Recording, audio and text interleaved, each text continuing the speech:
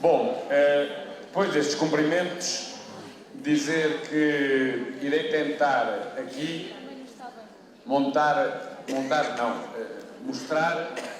que o puzzle que o Governo tem vindo, não é que está agora, é que tem vindo a polir e a criar as diversas peças, ele encaixa todo e se o Governo, eu quando digo aqui o Governo, seja este ou outro, porque este processo, como também já aqui se disse, não começou aqui, vem de muito de trás, não apenas do Governo de Passos Coelho, o Chico já disse, mas aí começou logo aqui com vários municípios a entrarem num processo deste tipo, e que tem impulsos exteriores para se desenvolver. Eu vou tentar que se perceba como é que coisas que aparentemente não têm nada a ver com isto, tem nada a ver com isto.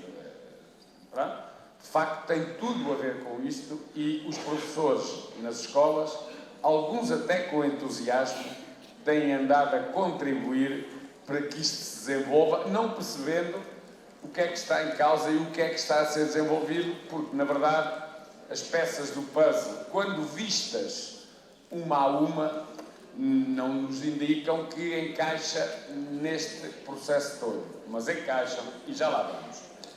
Em primeiro lugar também, e falar também de questões que têm a ver connosco, mas isto tem tudo a ver connosco, dizer que para podermos aprofundar estas matérias, nós ainda não conseguimos reunir com o Ministro da Educação. As organizações sindicais já reuniram com a Ministra do Trabalho, ela até foi às sedes das confederações reunir.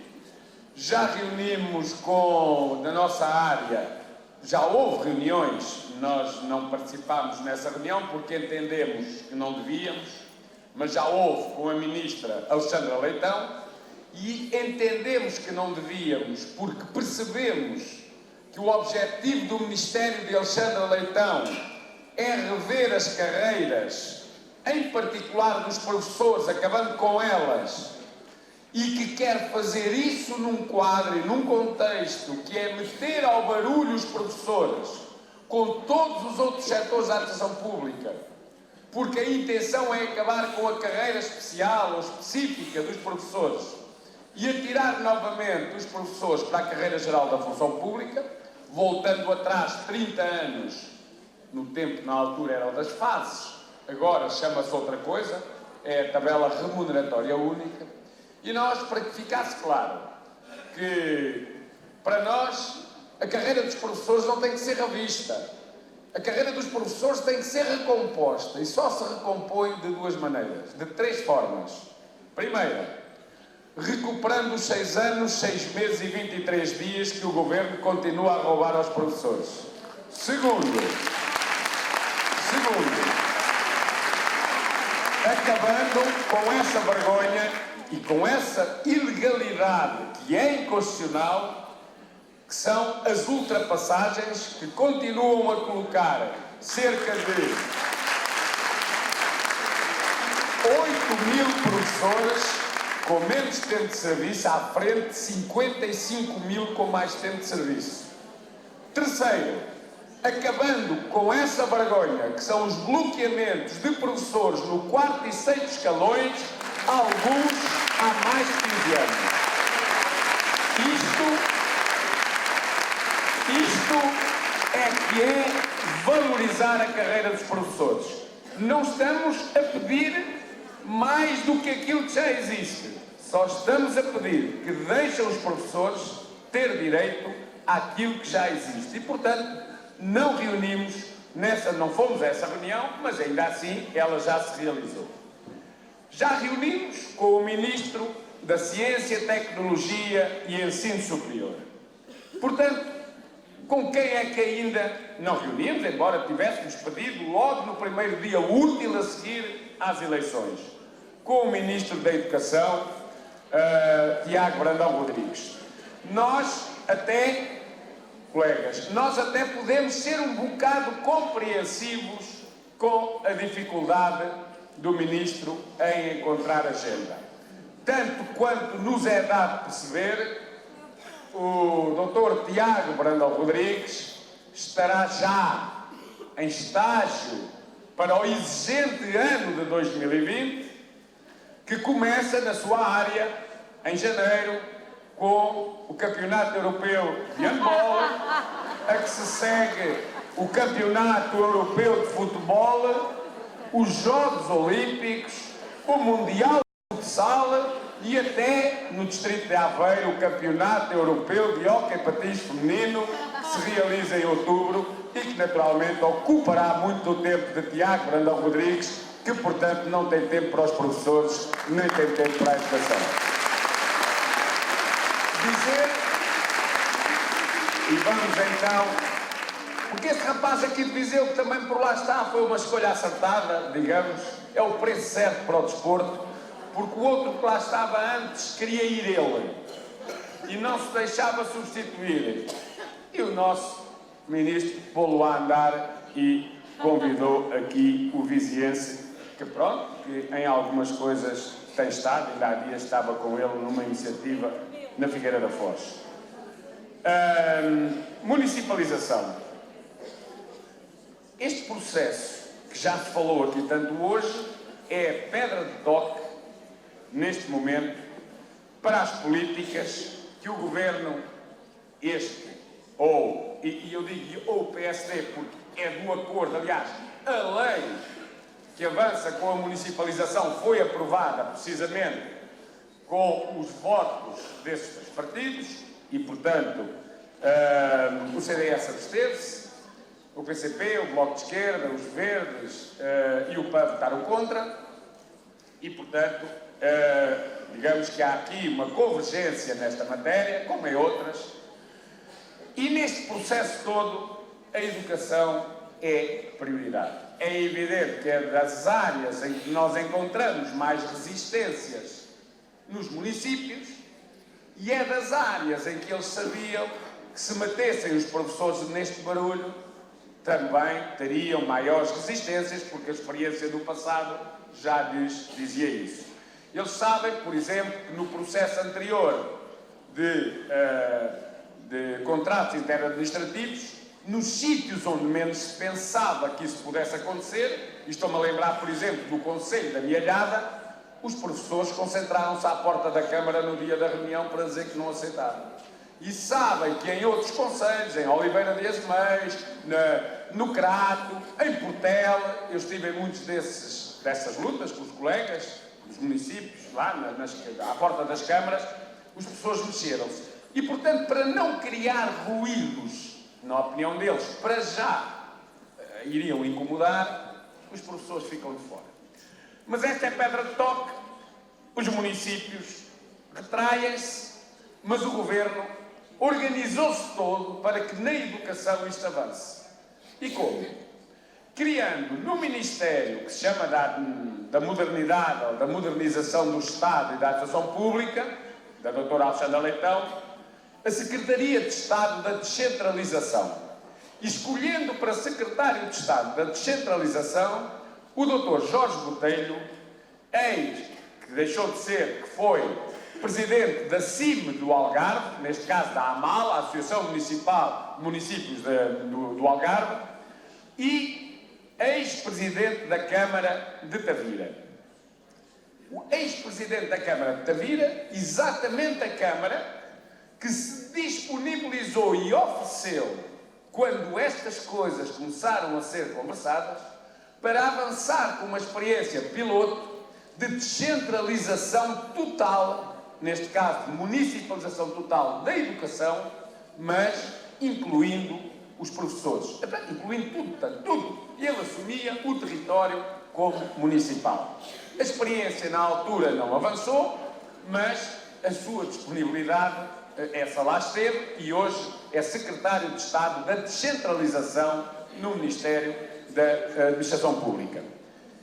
O braço deste Ministério existe no Ministério da Educação. Chama-se Secretária de Estado, é a Secretaria de Estado da Educação, agora, que deixou de ser do João Costa, o João Costa passou para Secretário de Estado Adjunto e da Educação, e a Secretária de Estado da Educação foi ocupada, a Secretaria, pela doutora Susana Amador, que, como já se disse, não só foi a Presidente da Câmara de Odivelas, mas era a coordenadora da Subcomissão Parlamentar para a Descentralização da Educação. Portanto, os nomes e, digamos, a estrutura orgânica está criada, uma diretamente no Ministério da Administração Pública, outra no Ministério da Educação. Porque é que a educação é prioridade do Governo neste processo de descentralização? Já se falou aqui. Em primeiro lugar, porque o Governo quer livrar-se de responsabilidades que, em boa parte delas, não dá resposta. As escolas não têm funcionários. As escolas têm falta de apoios para meninos com necessidades educativas especiais. As escolas estão subfinanciadas.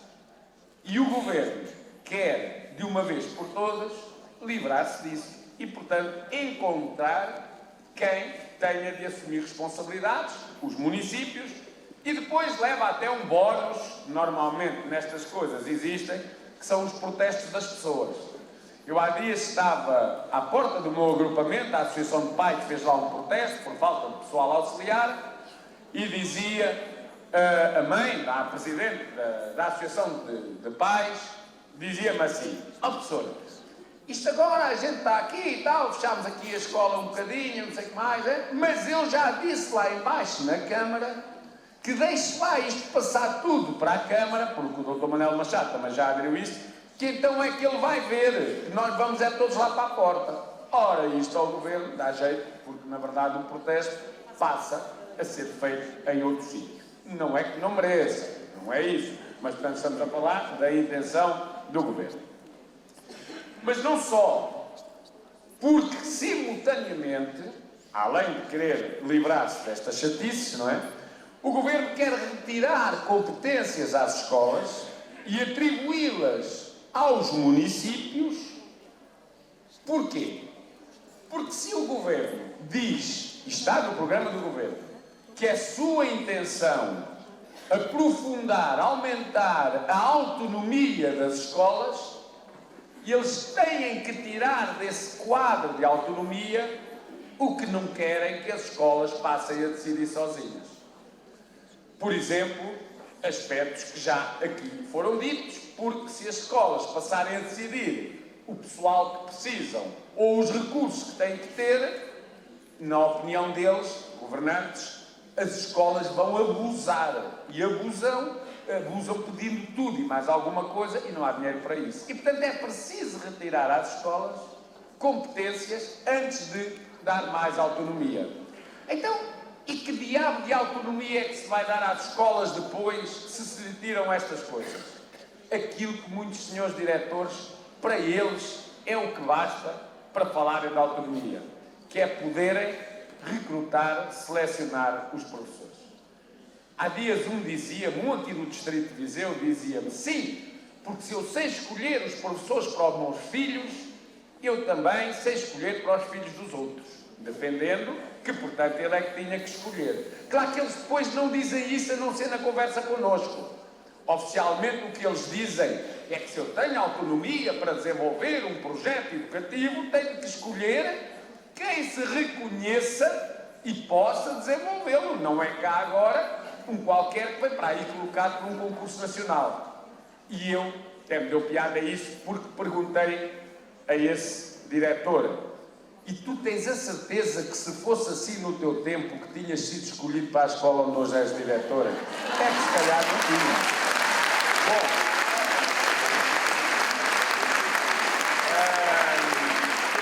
Bom, é que esquecem um bocado isso, não é? Esquecem essa parte. Mas pronto. Mas para eles, isso, para muitos, isso é suficiente. A Câmara resolve o resto e eu escolho os professores, que é para poder mandar à vontade e não ter cá malta que... Pronto. Bom, mas o que acontece é que, mesmo assim, o Governo não tem a certeza se alguns diretores são ou não são depois resistentes lá no Conselho ao processo. Até porque nós sabemos, não é? Que por vezes até os próprios diretores, também conversando com alguns, e até com alguns aqui de Viseu também, eles costumam dizer-me assim, a mim e a outros colegas, vocês andam sempre lá na FENPROF a falar naquela coisa da gestão democrática, isso não interessa para nada. Porque a gestão é o que é, mas eu continuo a fazer como se fazia de antes. E eu digo, pois, mas tu de antes, quando havia avaliação de professores, tu não tinhas cotas para dizer este fica, mas o outro desce. Antigamente, ou de antes, tu não dizias aos professores para a coordenação de departamento só podem escolher um destes três. Não, os professores podiam escolher. Não era um destes três. E nem vou à questão de fundo do modelo. Portanto, eles podem ser muito boas pessoas e alguns são ótimas pessoas, exceto quando começam de forma arrogante e prepotente e até nos dizem, vocês não se esqueçam que nós também somos professores. A gente esquecer não se esquece, mas eles às vezes quase que nos fazem esquecer isso, não é? Pela maneira como se comportam e como vão desenvolver a sua atividade. E eles dizem, portanto, a questão da gestão, deixem-se disso, a municipalização é que não, ou seja, muitos deles ainda resistem, até porque às vezes, lá nas terras, tem alguns quiproquós com as câmaras, com as chatices, às vezes o Presidente da Câmara, até quando estava lá na escola, foi candidato também a diretor, outras vezes o diretor foi candidato à Câmara, e portanto, há ali chatices, que às vezes pode levar a que alguns ainda resistam. Então como é que se resolve isto? É curioso, o programa do Governo diz como é. Diz assim, e finalmente, ao fim de 4 anos, em que o Governo recusou sempre mexer no regime de gestão das escolas, alegando que nós precisávamos era de lideranças fortes e, portanto, considerando que este regime cria líderes fortes, agora já diz lá no programa que vai fazer alterações ao regime de gestão das escolas e depois diz, vírgula, adequando-o ao processo de descentralização. Ou seja, aquilo que o Governo prevê agora no seu programa para a gestão das escolas pode ser ainda pior do que aquilo que temos, que é as poucas que eventualmente pudessem resistir a ingerências externas dentro das escolas, até sendo o diretor, presidente do Conselho Pedagógico, até isso nós temos que acabar. E, portanto, temos que adequar a coisa a que, na verdade, não haja dúvidas de que não há resistências ao processo. E, portanto, prevê essa alteração. Mas, mesmo assim, como é que isto se torna atrativo para os municípios? É preciso que eles aceitem. Já se viu, como disse aqui o nosso convidado, que a maior parte não quis. Uns por boas, outras por más razões. Uns porque querem tudo, não querem só ter o serviço de hotelaria, mas outros porque percebem, o buraco em que se podem meter, do ponto de vista financeiro, e por outro, percebem que há competências que devem ser das escolas e, portanto, não querem. Então, como é que se faz para que mais alguns queiram ainda que não todos? Bom, abanando com aquela coisa, não é? Que se levanta nos bancos. Aliás, hoje em dia os bancos roubam-nos mais do que a gente lá vai buscar na coisa, mas pronto, com aquela coisa que há nos bancos são notas. E hoje há milhares de milhões de euros para isto. Não são do Orçamento do Estado, que eles não estão lá. O Orçamento do Estado é fraquinho nesse processo. Mas há milhares de milhões de fundos comunitários, porque a União Europeia não brinca, e como a União Europeia quer que se avance para este processo, tem 21,5 mil milhões de euros para este processo. Não é 25 milhões. E 25 milhões é o que se diz e tal, que aquele senhor que foi primeiro-ministro, mais ou menos, e tal, que não é isso, é mais. É 25 mil milhões, que é uma coisa que é multiplicar por 1000. Que são de um bolo global de 25 mil milhões, e aqui o bolo global de 25 mil milhões, 21,5 mil milhões, são para as chamadas políticas de inclusão, que é um quadro comunitário que foi negociado ainda no governo do Passos Coelho, confirmou-nos há dias o Sr. Diretor-Geral de Educação com quem reunimos, e que, para poder ser devidamente usado, este dinheiro tem que ser, as candidaturas à sua utilização, pelas chamadas entidades de proximidade, os municípios, mas também IPSS ou outras organizações, entidades, empresas que trabalhem no terreno. Eu também sei isto porque este programa, como sou membro do Conselho Nacional de Educação, foi apresentado ao Conselho Nacional de Educação pelo ex-secretário de Estado do governo ainda de Passos Coelho, Castro Almeida, que pôs lá com os dados todos, com os dinheiros e com estas coisas todas. Bom, então, esse dinheiro dá para quê? Dá, por exemplo, para pagar a recuperação do tempo de serviço aos professores, ou para pagar os salários, o fim das ultrapassagens? Não dá. Dá para pagar projetos.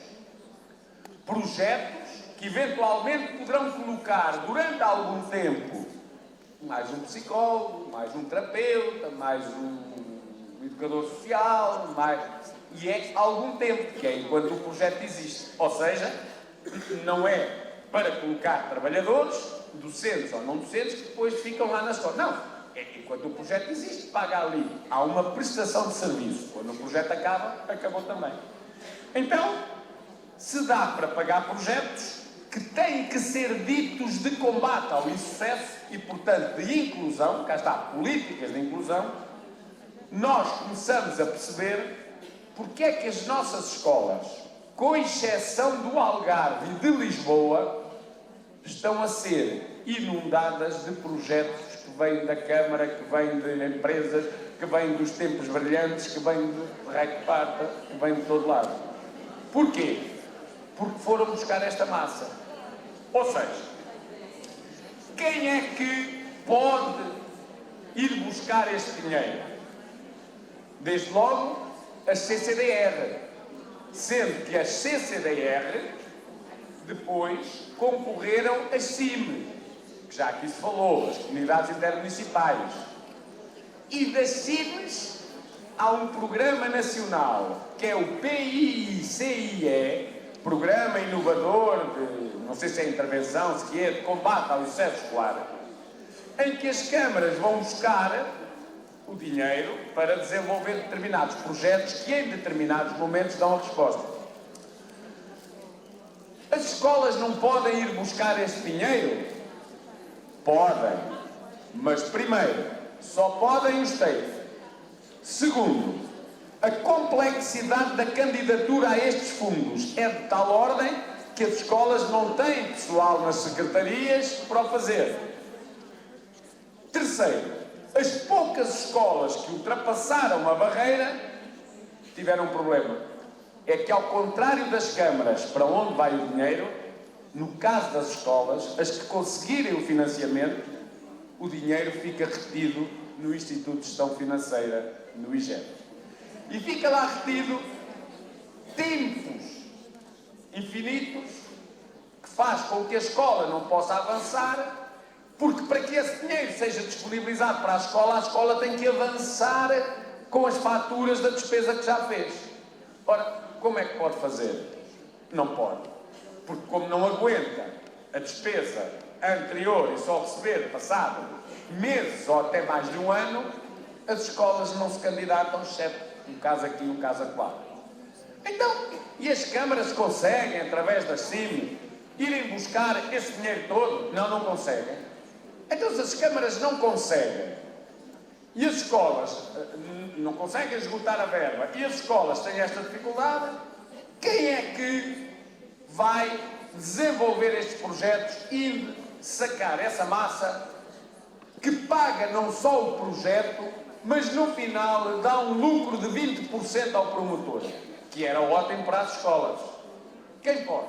Oh, colegas, podem as empresas que têm um suporte financeiro forte e que, portanto, podem avançar com a massa, podem esperar que lhe paguem e, no fim, sacam os 20%. Então, quem são as empresas que estão neste momento, e agora já não falo dos projetos que vêm das câmaras, reparem bem neles, quem são as empresas que estão a promover esses projetos? E nós sabemos porque fomos reunir com o Ministério para saber o que estava a passar. Vejam lá se ouviram falar de alguma delas. A Galp, a Deloitte Consultores, a Microsoft, o Santander, a Fundação Altice, a Fundação HCAM, a Teach for Portugal, a Fundação Teresa e Francisco Soares dos Santos, que tem 3 projetos e colocou à frente disto tudo da sua coordenação o Nuno Crato. E, portanto, estes, eu costumo dizer, fazem-no por preocupação e filantropia. É que se fazem por preocupação com a situação, não se percebe porque é que em Lisboa ou no Algarve eles também não vão oferecer projetos, porque nem em Lisboa há lá escolas em zonas que são piores que aqui em Viseu. As escolas em bairros, em determinados locais de complexidade social e de dificuldade económica das famílias tremenda. Pior que aqui em Viseu e que ali em Coimbra e que aqui na nossa região. Mas não tem direito ao projeto, porque a região é considerada uma região que não é deprimida, que não é isolada, que não tem aqueles problemas, não tem. Então, a Galp, ou a Fundação do Pingo Doce, ou a Fundação Altice, iam dizer, não, nós, está bem, vamos fazer aqui para ganhar umas coroas, mas estamos preocupados, também vamos fazer lá. Lá, nenhum. Nem lá, nem no Algarve. E olha que no Algarve, em Olhão e noutras zonas, há situações também muito complicadas. Mas eles não estão para isso, eles estão para arrecadar a massa. E não só. E para ter projetos à medida do que eles defendem para o que seja o futuro da escola e, portanto, o futuro do país e não outra coisa. Bem, então, e agora reparem, mas como é que as câmaras vão meter depois o desenvolvimento de muitos destes projetos, que significa aspectos que implicam nos currículos, que têm a ver com os currículos? Como é que isso se mete na escola? A escola já tem os currículos, os horários dos miúdos já são os que são. Como é que lá entra? E o programa do governo ainda por cima não diz como. Mas já disse no início da legislatura anterior. Só há uma maneira de entrar no currículo das escolas, que é cavando um buraco nesse currículo para depois ter espaço para lá meter mais qualquer coisa. Dá pelo nome de flexibilidade curricular.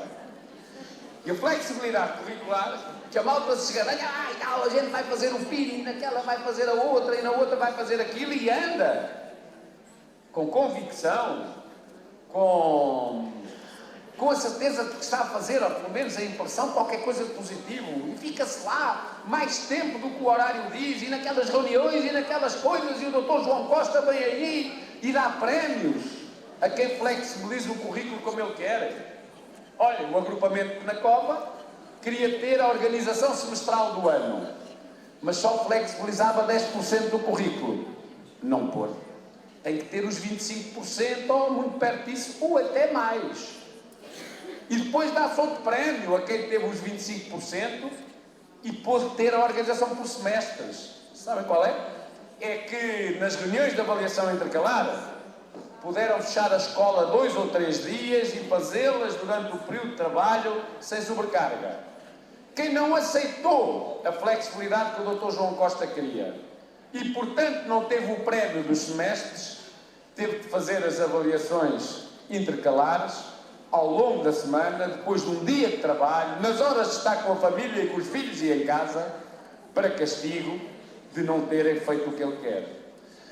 Mas aquele buraco no currículo, que aparentemente é positivo e as escolas, vai ser por onde vai entrar tudo isto que os municípios vão aparecer no âmbito dos projetos a que financiaram.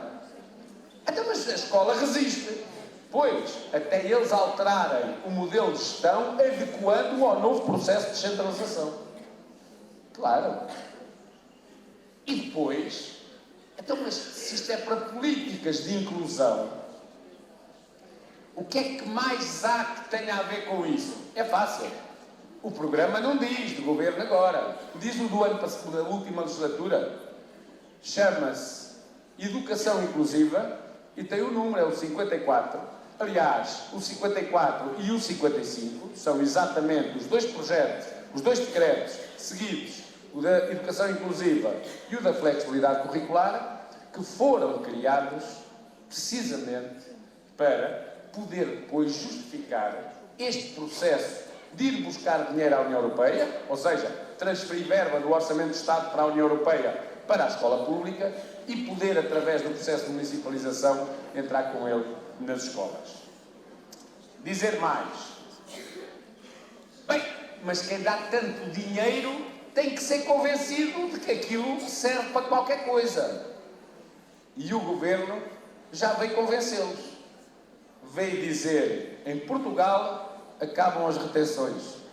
Portanto, estão a ver que dinheiro mais bem empregue. Que dinheiro mais bem... Claro, nós podemos dizer assim, acabam as retenções, então, mas a nossa escola... Nós estamos de acordo, atenção. Não há nenhum professor que esteja dentro desta sala ou lá fora que o seu trabalho no dia-a-dia não seja para promover o sucesso dos alunos todos. E se não consegue que isso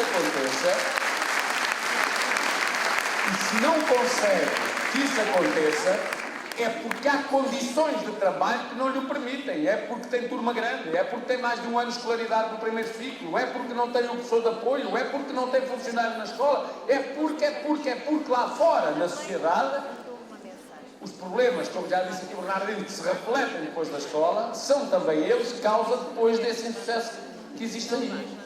Mas o Governo não diz assim, nós vamos fazer isto, vamos resolver aquele problema, vamos investir e esperamos que o culminar disto tudo seja ao fim das retenções. Não, ele ainda não disse nada do que vai fazer, mas já teve que dizer lá para fora, a quem manda para cá a massa, nós vamos acabar com as retenções. E nós perguntamos assim, então acabam as retenções e aqueles miúdos que chegarem ao 9º ano sem conhecimentos, sem competências, sem o que nós todos sabemos que eles podem chegar, ou que chegarão nestas circunstâncias, o que é que lhes acontece? Vão para a universidade depois? Não. Isso também está tudo previsto, vocês quer dizer, não é o grande irmão que já tratou da nossa vidinha, mas é quase. É que esses alunos, quando chegarem ao 9º ano, não vão ter um certificado do 9º ano, nem do ensino básico. Esses alunos vão ter um certificado de frequência. Ou seja, eles vão ter um certificado a dizer que andaram lá na escola até ao 9º ano. Colegas, não é preciso estarem tão entusiasmados com isso. E, portanto, eles vão ter o certificado de frequência. Então, e depois o que é que vão fazer com isso? Eles têm, se aquilo for por autoestrada, chegaram ao 9º ano com 14, 15 anos. E a escolaridade é até aos 18, faltam 3. O programa do Governo explica. Portanto, nós nem temos que nos matar a pensar. Explica que, e é curioso, porque na anterior legislatura este Governo acabou com uma coisa que tinha sido criada na anterior, que eram as vias vocacionais, mas agora voltou a pô-las lá. Esses meninos depois vão para aquilo que forem as suas orientações do ponto de vista vocacional. Até porquê? Isso sai caro ou barato? Sai borla. Sabe porquê? Porque os fundos europeus é que financiam essa via também. Os fundos europeus financiaram a autoestrada por onde o menino chega ao 9º ano e depois vão financiar os 3 anos de exclusão que eles vão ter, porque daí não vão para coisa nenhuma, mas que a União Europeia precisa.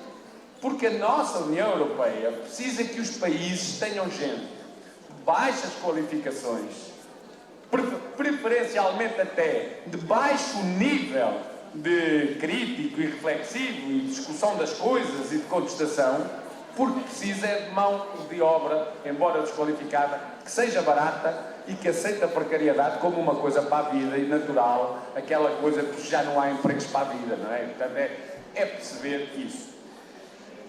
Nestas condições todas, o que é que acontece? Porque isto não é, eles não estão a fazer uma experiência connosco. O que é que acontece nos países onde isto já avançou? A primeira coisa que acontece em todos eles é que em todos eles nunca aconteceu que os professores não tivessem passado para a entidade tutelar da escola. Essa é comum. E para dar 2 exemplos apenas, para nós tem alguma afinidade, um porque é europeu e outro porque fala a nossa língua, vou falar da Suécia e do Brasil muito rapidamente. A Suécia conseguiu transformar um dos melhores sistemas educativos europeus no pior sistema europeu de educação, onde existem mais assimetrias, onde há mais falta de professores qualificados e onde os problemas da escola pública são de tal ordem que a maior parte das pessoas optaram pelos privados. Mas o contraste com a Finlândia é de tal maneira, onde não se entrou por esse processo, porque às vezes fala-se muito da Finlândia, a Finlândia é que é bom, a gente da Finlândia, é do diabo, a Finlândia, mas depois fazemos como a Suécia. E quem começou a tentar fazer como a Suécia foi a Islândia, que são vizinhos e a coisa, mas arrependeu-se rapidamente e ao perceber a diferença, reverteu, acabou com isso e hoje tem um processo absolutamente normal. Não é dos melhores nem dos piores, é um sistema educativo absolutamente normal, porque arrepiou o caminho bem a tempo. A Suécia continua mergulhada numa desgraça. O Brasil. Bom, o Brasil, estive a semana passada com um colega brasileiro que estava cá numa iniciativa e depois falei nisso, e é o que ele nos diz.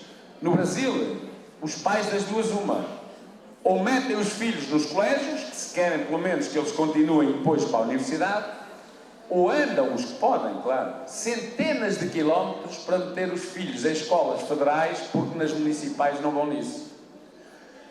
Mas tem mais. É que hoje entra-se numa escola municipal, pública municipal, a limpeza é a empresa que tem a carrinha à porta, tem lá a dizer não sei o quê das limpezas. A segurança são os senhores com a farda, não sei se diz 2054, olha lá qual é o número que eles têm, não sei, mas é a empresa com os guardas, não, com as pessoas ali, com aquelas fardas. Os refeitórios são todos de empresas de catering que fazem ali a resposta. A escola só é pública porque é do município no nome, já nada é. E eu disse assim, e os professores? Os professores estamos agora lá com uma grande chatice. É que lá no Brasil, à conta destas escolas, já foi criado aquilo a que nós designamos o professor Uber. Não é para rir. O que é o professor Uber? O professor Uber é o professor que pertence a uma empresa e que depois a Câmara, ou porque tem que substituir alguém, ou porque no início do ano há um que se reformou e já não quer estar a abrir mais, vai contratar a empresa. E eu disse, olha, nós também temos. Só que para já ainda só estão nas AEC. Exatamente em sítios em que algumas câmaras promovem. Olha se elas apanham os professores para o resto. Percebem? É que a privatização é completa até já não só cedo. E, portanto, isto para dizer, atenção, eu sou um defensor do poder local e acho que este país só se desenvolveu como se desenvolveu porque tivemos autarcas que fizeram um trabalho extraordinário e o desenvolveram. Mas, como é evidente, isso não quer dizer e que, portanto, vale tudo. Não, estamos a falar em áreas em que não é assim e em que as experiências que nós temos por aí fora não são assim. Alguns até podem ser boas pessoas. Não sei, não conheço lá os brasileiros nem os outros. Mas a questão é que eles depois são confrontados com a impossibilidade de dar respostas em muitos domínios e esta é sempre a opção. É a privatização. Os Estados Unidos até chegaram mais longe. Os Estados Unidos têm estados, alguns estados, que também fizeram essa opção. E então o que é que elas fizeram? É que aí até a escola foi contratualizada para privados. É que já não foram só os profissionais, foram as escolas. Criaram as charter schools, que depois, por exemplo, viram, foi melhor que o inglês aqui do Chico. Criaram as charter schools e que, portanto, depois os ingleses também têm as free schools. E que o Nuno Crato também queria cá ter. Eu não sei se a malta se lembra de quando ele veio para aí disse, nós vamos entregar as escolas aos professores. Ele disse isso, as pessoas é que vão ser donos das escolas. Que eram as cooperativas, exato, que eram as pessoas que estavam lá nas escolas, criavam uma cooperativa e depois passavam eles a ser ali os donos, eram contratos para não sei quanto. Isto nos Estados Unidos é mato, nos sítios e nos estados onde se avançou. Então e como é que eles agora fazem? É simples, porque como a despesa é grande e ter lá professores qualificados é caro, há estados, nos Estados Unidos, que, através da Charter Schools, puseram a andar os professores que lá estavam e meteram pessoas não qualificadas. Porquê? Porque a única coisa que o contrato prevê quando é feito dessas escolas são que, no final, os resultados que os alunos tenham. E por isso é que em alguns sítios em que tiveram a experiência das free schools e das charter, a Suécia continua a ter, aliás, até a Luz Rodrigues, vejam bem, veio aí uma vez mostrar como um insucesso escolar aumentou lá, até com os gráficos da televisão, precisamente por terem prosseguido esta via. No Reino Unido, mas no Reino Unido, por exemplo, esta prática, porque depois quem é que eles vão buscar? Uma empresa, uma multinacional que já entrou no nosso país. Quem? No caso dos americanos, a Teach for America. Quem? No caso dos ingleses, a Teach First. Quem é que se instalou a partir deste ano no nosso país, no Norte? A Teach for Portugal. Ou seja, nós fomos o 52º país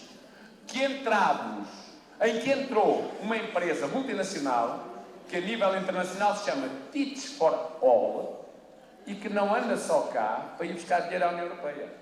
O que eles fazem em outros países, onde já estão, por exemplo, o Teach for America, quando no estado de Nova Orleans se deu aquele furacão, Katrina, pronto, lembramos do nome, não sei se era furacão, se era bem, que destruiu quase tudo, as escolas públicas foram todas fechadas, os professores, em nome da situação de calamidade, foram todos postos a andar e, quando reabriram, só tinham jovens da Teach for Portugal, for America.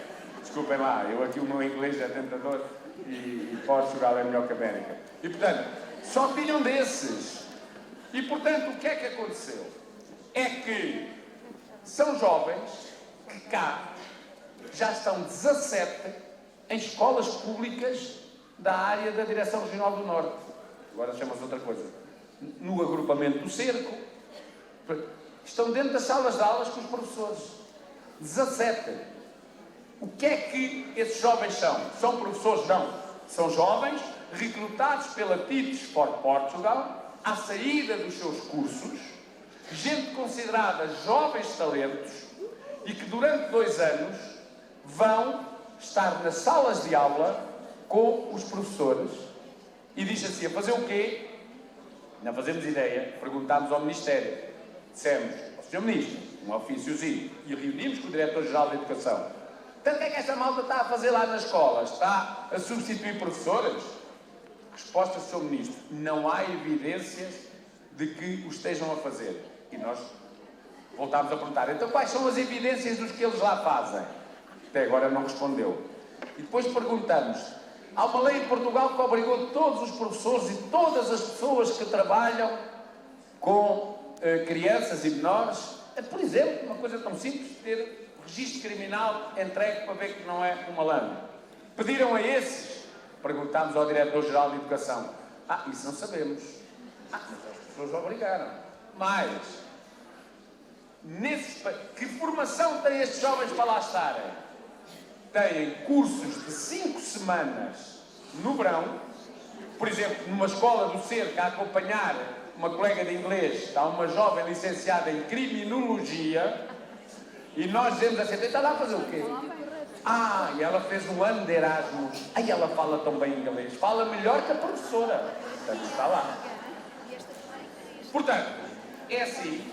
E o que é que aconteceu? Tiram esses cursos de 5 semanas no verão, não consta que seja em Castelo de Vidro, mas há de ser aí noutro sítio qualquer, não é? Portanto, tiram esse curso e a seguir são colocados nas escolas. Aqui em Viseu e na Guarda, essa empresa já andou atrás de jovens este ano para poderem ingressar para o próximo ano. Aqui em Viseu e na Guarda. Sabemos quem são os jovens, porque alguns são filhos de colegas nossos que nos vieram falar disso e perguntar o que era aquilo. Depois estão lá 2 anos a acompanhar dentro das salas de aula com contrato, têm um salário, que é um salário baixo, com horário de 40 horas na escola, e depois, ao fim de 2 anos, o que é que aconteceu nos outros países? Repara, isto chama-se Teach for. Teach for all, o que é Teach for Portugal? fazem uns cursos de formação acompanhados ou orientados por professores que lá estão e sem qualificação, das escolas que os acompanham, e sem qualificação alguma para serem professores. Estão a substituir já os professores, precisamente em sítios onde a opção foi as chartas, as free schools, as municipalizações. E porquê? Porque paga-se menos e trabalham mais. E passam a ser, nesses países, passaram a ser eles a referência para os horários e os salários dos professores qualificados. A Austrália entrou nisto, mas já os pôs fora, acabou todos os contratos que tinha. A Escócia não deixou que eles entrassem. Há Estados norte-americanos que já os puseram fora, porque isto é a desprofissionalização e a desqualificação da nossa profissão.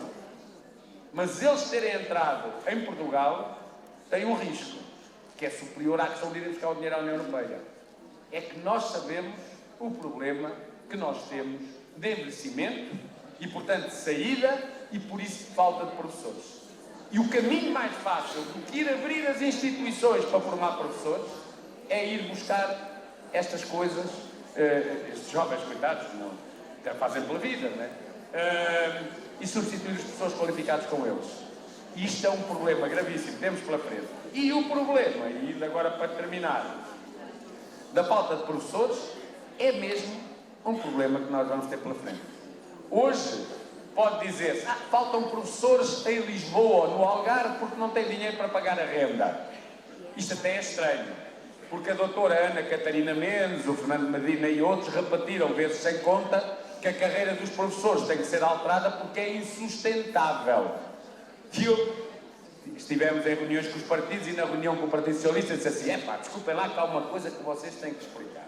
Então, se a nossa carreira é insustentável, como é que a malta não tem dinheiro para pagar uma renda? Uma coisa insustentável, havíamos até ter dinheiro para comprar a casa, com o diabo. Mas não.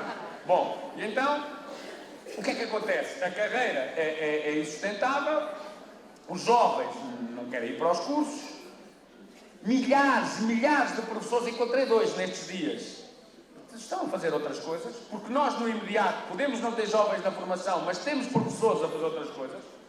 Estive em Évora num plenário de colegas, fiquei de véspera, que aquilo começava muito cedo, pequeno almoço, um grande abraço, colega, a gente conhece as manifestações e tal, já é aqui de Évora, então, mas Évora está aqui no hotel. Não, eu agora já me deixei disso. Aquilo era uma desgraça, há não sei quantos anos, a contrato a prazo, tirei um curso de bibliotecário e não sei o que, estou numa biblioteca em Lisboa que tem aqui uma delegação e estou aqui a trabalhar nisso. Boa! Ontem fui ao funeral de alguém que para mim, para a minha geração, é um ídolo, José Mário Branco, e à vinda apanhei um táxi. E quando apanhei o táxi, o taxista conheceu-me. O senhor é aquele dos professores, não é? Sou.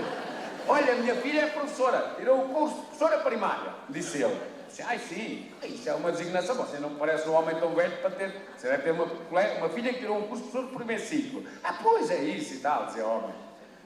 Mas ela já se deixou disso. Então, olha, andou uns anitos e tal, e coisa, e não sei o quê, por aí, mas depois sabe o que é que ela fez? Abriu uma loja de pôr unhas e de depilação e ganha ao triplo, disse-me o homem.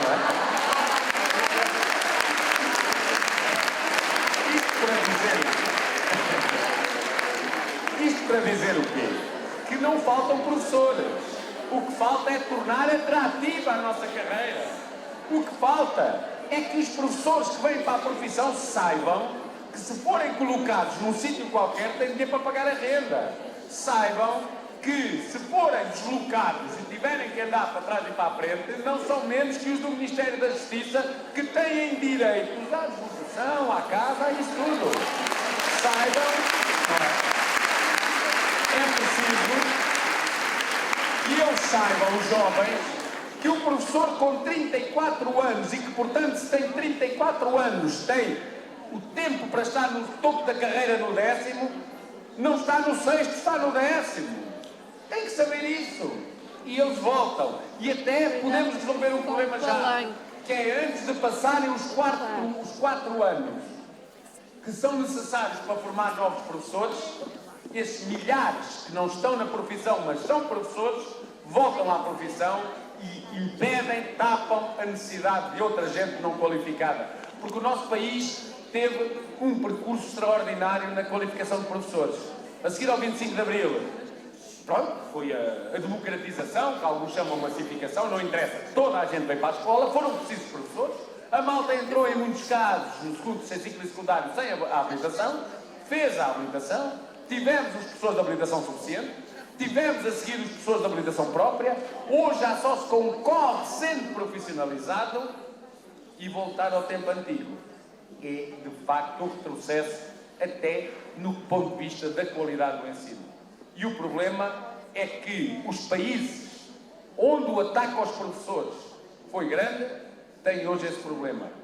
No Reino Unido, já há gente, jovens, que acabaram o ensino secundário e são logo recrutados nas escolas, porque eram aqueles tipos com melhores notas, para ficar a dar aulas de matemática. Na Alemanha faltam 60 mil professores. A Holanda tem escolas que já não conseguem ter aberto, por falta de professores, os dias todos, e os alunos só têm 4 dias de aulas em alguns sítios porque não há já professores. A Suécia já o disse. E nós, o que é que fazemos para evitar isso?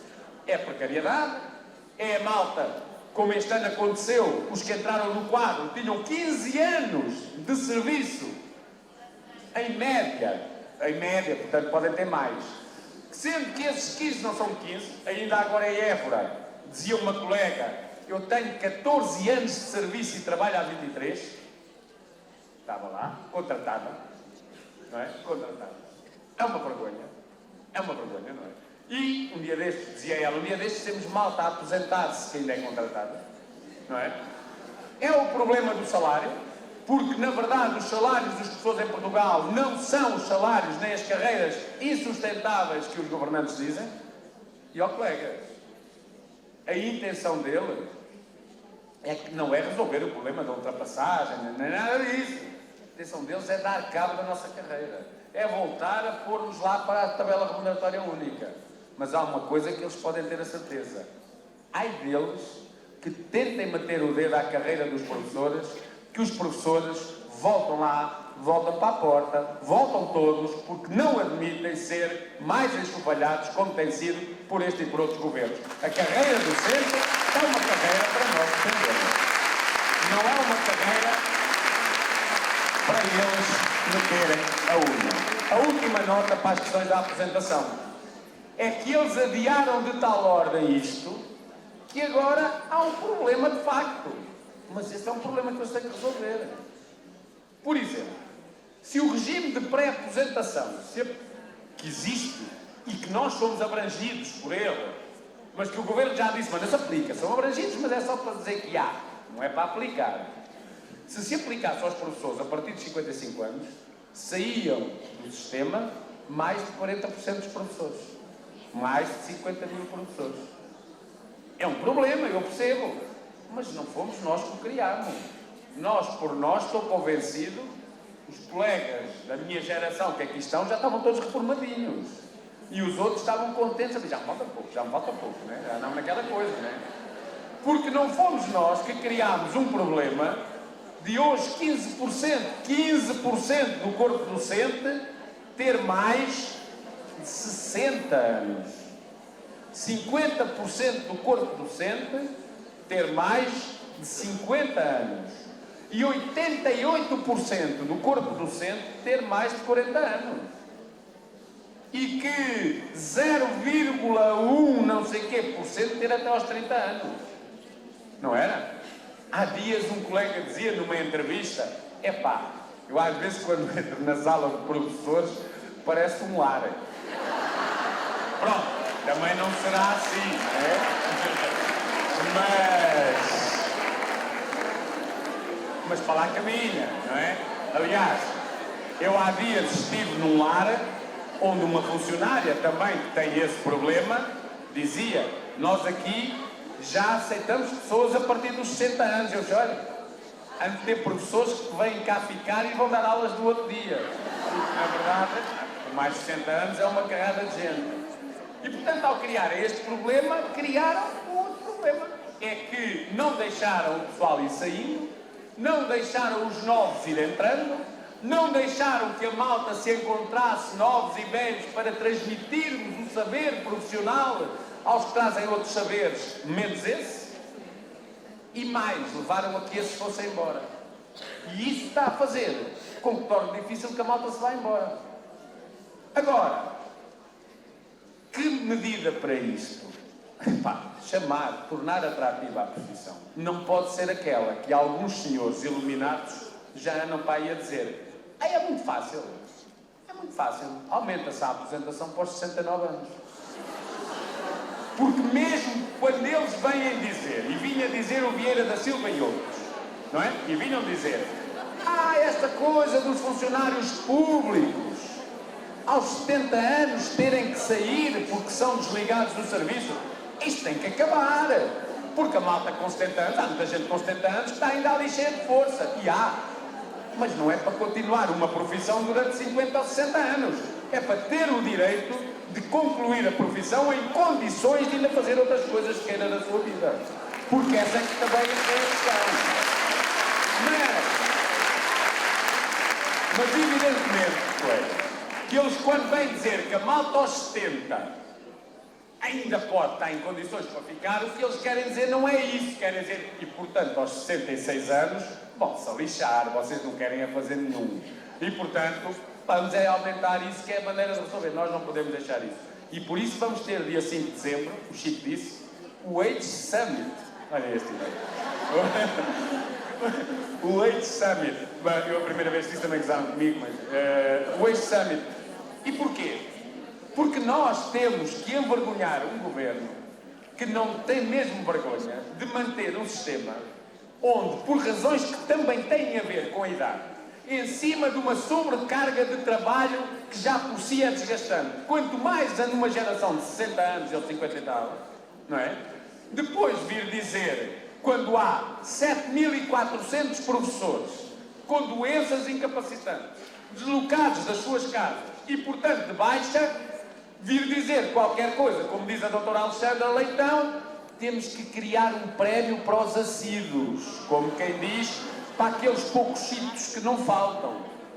Porque a malta que fica em casa, eu ia fazer esse já não há, mas se houvesse, porque é jovem e está na licença de parentalidade ou numa gravidez de risco, ou porque tem um acidente a ir para a escola, ou porque tem um cancro e, portanto, não aguenta a sessão da quimio e no dia a seguir está lá, esses já são os absentistas. Não aceitamos isso. E nenhum governante mais vem dizer, porque outros já disseram, estou-me a lembrar do Walter Lemos e outros, ou pelo menos insinuaram, que os professores, quando faltam, são absentistas. E o problema, ou a questão, é que é exatamente ao contrário. É que há dias que os professores se esforçam com febre e sem se poderem mexer e dar aulas, precisamente para não faltarem aos seus alunos. Isto é um dos respeitos pelos. E termino dizendo que são muitas as frentes que nós temos para a luta. E o nosso sindicato, na região centro, a nossa federação, a nível nacional, vai ser sempre aquela que umas vezes sozinha, outras vezes com outros, mas nunca virando a cara a nenhuma luta. Nós convergimos com outros quando estamos de acordo, a questão da recuperação de serviço une-nos a todos os sindicatos e nós estamos com eles, mas não abdicamos de nenhuma exigência quando eles têm outra posição. Estou-me a lembrar de um aspecto concreto. A FNEC é uma organização que defende este modelo de gestão e tolera o processo de municipalização. Os professores, nessa matéria, contam até à última gotinha da nossa força com a FENPROF, nem que estejamos sozinhos para levar esta luta até ao fim. Obrigado.